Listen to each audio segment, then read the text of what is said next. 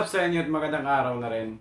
So ngayon ay magre-react naman tayo sa kantang Dalaga by RV. At siguro alam niyo na kung sino si RV. Obviously, siya yung kumanta ng Dalaga. So naisipan kong mag-react dahil nga ilang beses ko na rin siyang napakinggan. So let's go to our main topic.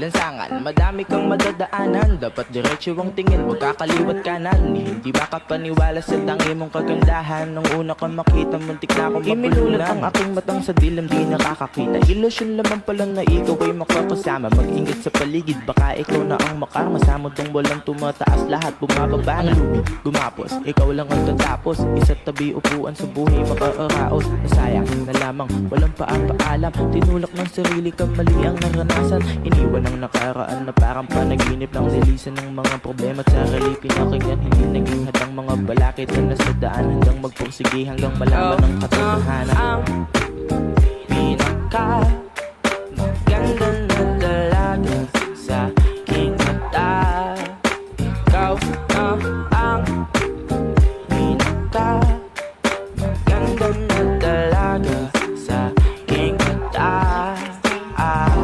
Sa buhay kung may problema, iniisip bawat dilema.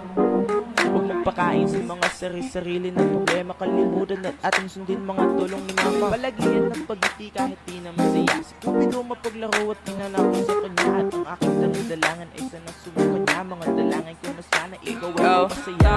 Ang pinaka maganda na dalaga sa aking mata, ikaw na ang pinaka maganda na dalaga sa aking mata. So ang masasabi ko lang dito ay magaling siya o kumbaga meron siyang future sa pag-rap. At hindi siya katulad ng ibang rapper na kung ano-ano lang yung sinasabi halos di naman intindihan.